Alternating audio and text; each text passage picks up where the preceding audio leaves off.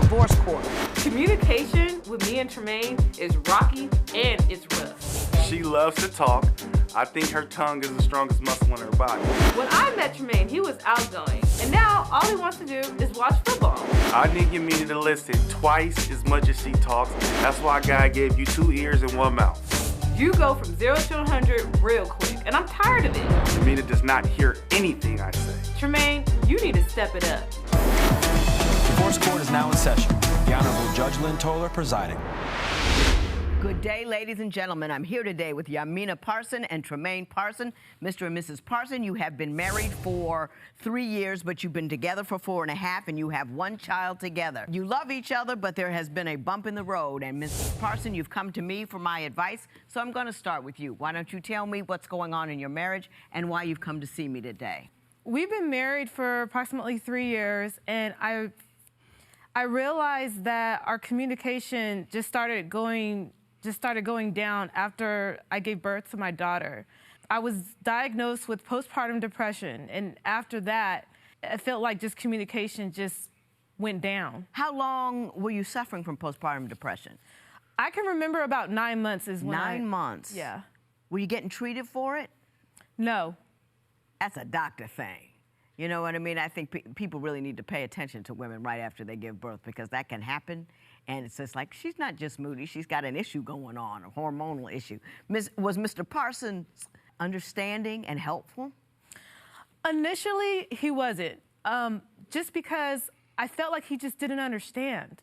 When it comes to postpartum depression, nobody can see it physically. Mm-hmm, right. Somebody that can see your arm being broke, you could see that, but right. He didn't understand. He didn't understand what was happening with you, but he saw what was up and just stepped in and handled his business. Yes. Because he didn't know why you weren't doing it, but he decided he was going to go ahead and do it. Yes. That's what happened. Did you tell your doctor you weren't feeling right? I did. They took a depression scale every time you go to the doctors, and I did. I was honest with the depression scale. What did they tell you? I know it's got nothing to do with nothing, but what did they tell you? Nothing. See, now I'm going to tell you this. My sister's a doctor, and she tells me, she says, you have to be insistent. You Yes. know how your body is, and you know how you feel. Just because he's got a DR in front of his name and a whole bunch of letters behind him doesn't mean you know what I mean? Just because he said it or she didn't say it, you go use, hey, yeah. It's not right. Yeah. You know, and if they don't help you, get somebody else. I'm done. That's true.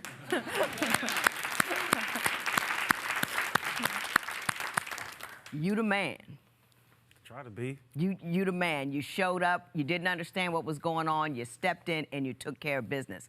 When did you realize it was a real medical disorder that was happening, or did you not really understand that till later? I knew everything from the beginning. Oh, you knew from the beginning? Yeah, because she was breastfeeding at first, and she was getting tired of breastfeeding. She needed a special bra that held the pumps for her. So I went out and got her this special bra. This bra cost like $70. Right. That's not even counting the pump, you know? Right. So I'm thinking we're good. You know, Yeah. I got the special bra and everything, and all of a sudden she's tired of doing that now. Now, mind you, you don't have to do anything but put the bra on. Right. And it breastfeeds It takes for care of it. Yeah, you have to do anything.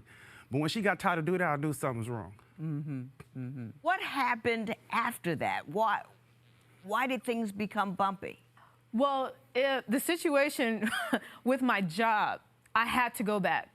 Tremaine took care of Riley when she was a newborn from, I think it was like 9 p.m. he would start all the way till I got home from work around 3 p.m. Now I try to come home earlier, but sometimes the way my job is just you can't go home sometimes.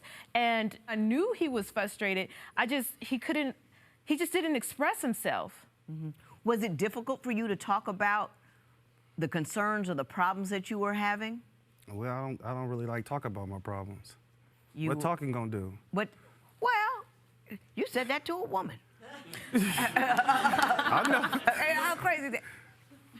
What kind of background are you from? What was your life growing up? Violent. Tell me about it. I grew up in North Richmond. No police department. Yeah. So everybody was on their own? Yeah. Did you have to use a firearm? Yeah, multiple times. Really? Yeah. What do you do? She just now hearing this, though. Yeah? You didn't know about that? I did. Just based on where he's from. So North Richmond is unincorporated. That means no one goes. It's no man's land, yeah. And just from, knowing the area, I knew he had to use that. What do you do now for a living? I work at the California Department of Corrections. Ain't no talking in there. Oh, I get it. You got to be hard, look hard, feel All hard time. all the time. And if you let your guard down, that could be a life ender. What was it, Northridge? Where'd you? North Richmond. North Richmond. Was that the murder capital at one time? Yeah. Wow. And it's extremely small. Yeah. But he got out. You know what I mean? He got out. He's working, got a beautiful wife. And see there? I just love you already. I don't know what to do, huh? I didn't get out by talking. No, you did not. And I understand that. And I understand who you are and the way and why you're that way. And I don't really want you to change, but I Thank you. I'm sorry.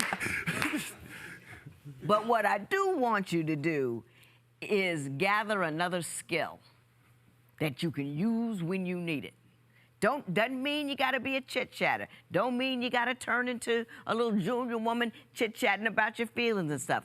But it's a skill you can use to put in your arsenal. Are you willing to do that? Yeah. You say you can't relate to her family at all. So I want to take a moment, turn to that, and talk about why you can't. We're close. We hug. We hug when you come and we hug when you leave. He thought that we were fake when we're like, give me a hug. Well, he's not a warm and fuzzy brother. No, he's not.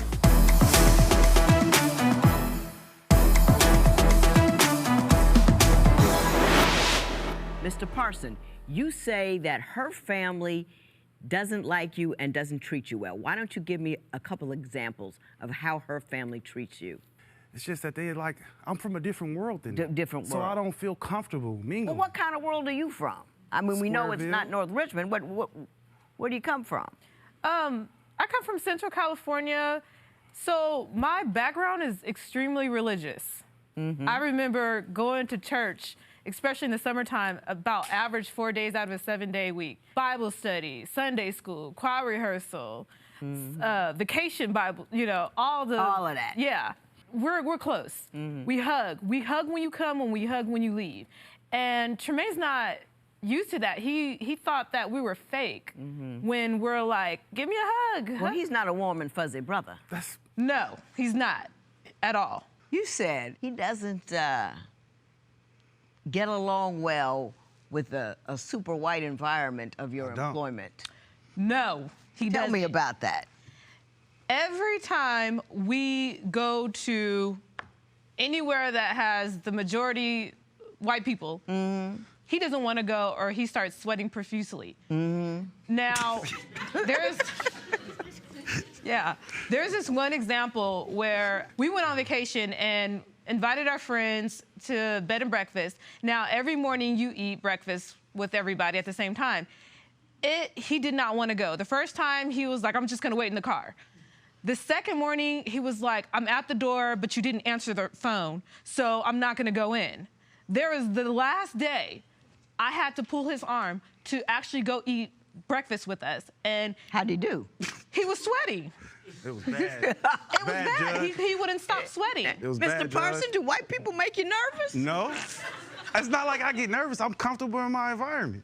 What makes you sweat about going out with her coworkers? Because she always want to go somewhere where it costs heck of money, the food be nasty. You know what I'm saying? Like, I'd rather go to a taco truck. Right. I'm cool. I'm with you. You know what I'm saying? I don't want to go spend $200 for some half-cooked fish and hard potatoes. I don't want to do it. I can't do it, Judge. And then you still be hungry. After you eat that, you still hungry. Now you in bed, stomach growling. Now you mad for a whole nother reason. That's that what the problem codfish was is. delicious. No, it wasn't. He's talking about the codfish dinner we had. gross. It was good. And you ain't lying. I know exactly what That's you're what I'm talking saying. about. I I know exactly what you're talking about. Mr. Parsons, I love myself some you. From here, we're going to go on to your sex life, briefly and lightly. Okay. But we understand that there are some bribes involved, and I want to understand how that works. So, there's a reason why he goes with me to various dinners and places. Okay, baby, I'll go over here. However, by 10 p.m. Yes. It has to be on and popping. Would you convert to a different religious faith for your partner? Tell us what you think at Divorce Court. All right, Judge Lynn, we have another viewer's question ready for your judgment call. When I visit my boyfriend's house, he always wants me to cook, clean, and take care of his laundry.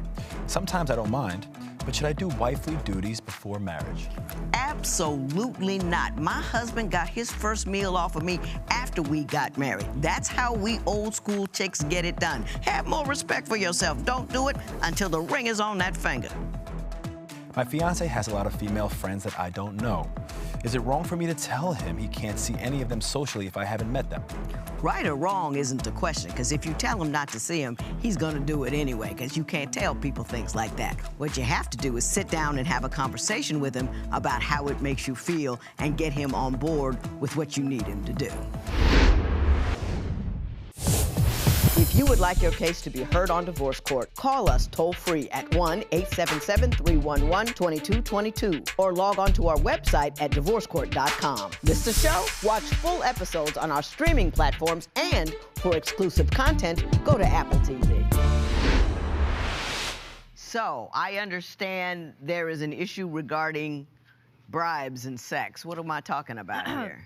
So, there's a reason why he goes with me to various dinners and places. Yeah, I get you. I got you. I know what you're saying. Yeah, you know. Yeah. Okay, baby, I'll go over here. However, by 10 p.m. Yes. It has to be on and popping. I never make a man defend his sexual issues, situation or otherwise. Should you want to inquire? Should you want to put your 2 cents in, you may do so. If not, we will move forward. The reason why it's like that is because we have a 2-year-old. Right. So she almost 3, so she ripping and running around the house. Right. You don't really have time. Right. And you both go work, you don't have time. Right. So if we leave it and I don't have my daughter, oh yeah. It's on.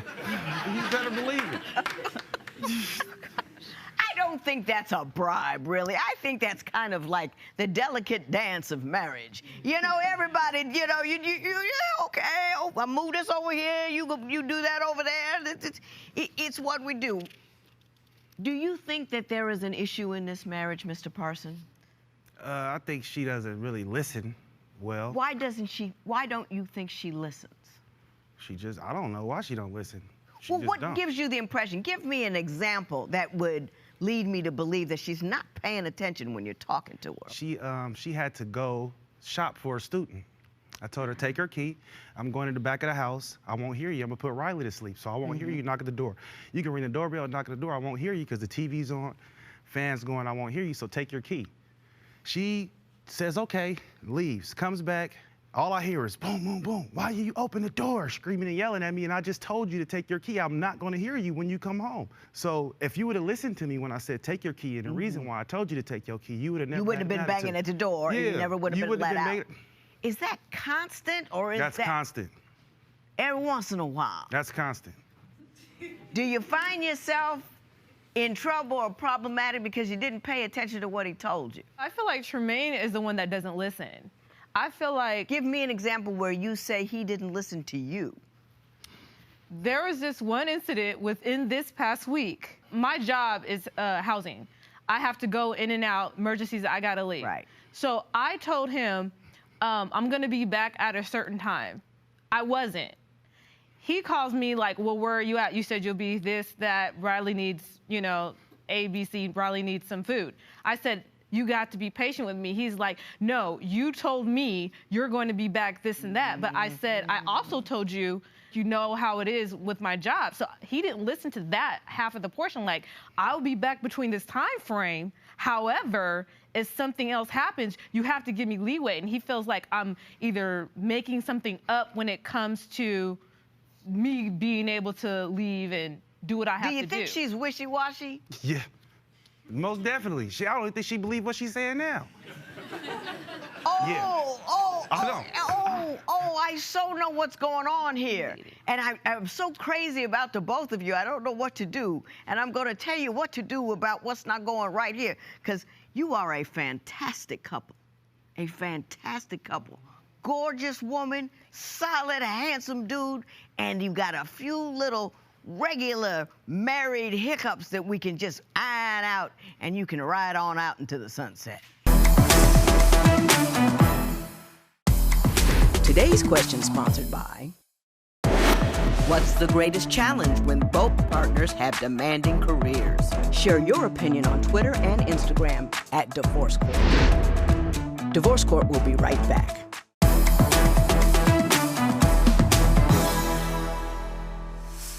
You guys are standing at the end of the great hormonal divide. If femininity is all the way at a 0, not meaning less than, just a place, and maleness is at a 10, you know, you're down there near the 0 and you're up there near the 10. I got a husband, I'm married to a 12. So I know you. You don't want to hear half of what I got to say. None of it. The half that I do say, you don't hear half of that because you weren't paying attention. You don't want to talk back at me. If I told you one thing, if I told you it was A, and I said A, but possibly B, but could be C, and A don't happen, I got to hear about why it was B or C. I know you.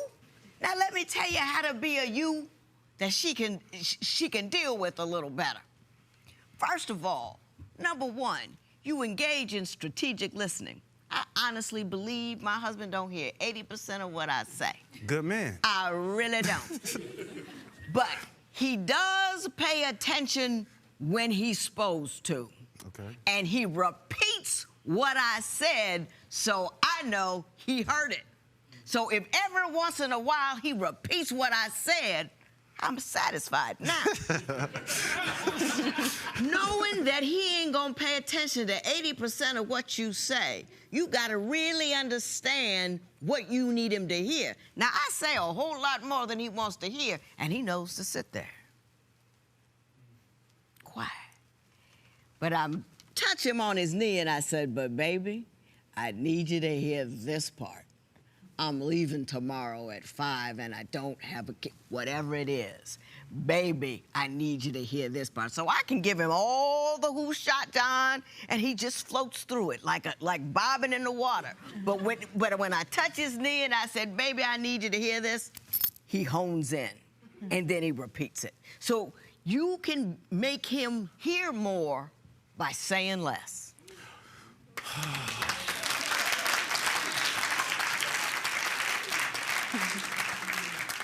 Now, I want you to realize this. I want you to think of sex as directly related to verbiage. Ouch. I don't know. You Is can that do even it. possible, You do. Judge? No, yeah. How much loving do you want? Men jump through hoops for that stuff. You jump through hoops for it. You know, look at it like it's a hoop. Oh, baby, what you got to say today? What happened to you? Ooh, that's pretty. Catch her off guard. Call her on the job. Hey, baby, thinking about you. You don't even have to hear back. Bam. Sex. Sex. Sex. Come in. Hey, baby, what's going on? Touch it on the bottom. Love you. Sex. Sex. Sex. She got one story she want to tell you about her hair. You don't care about her hair, but you say, what's up with your hair?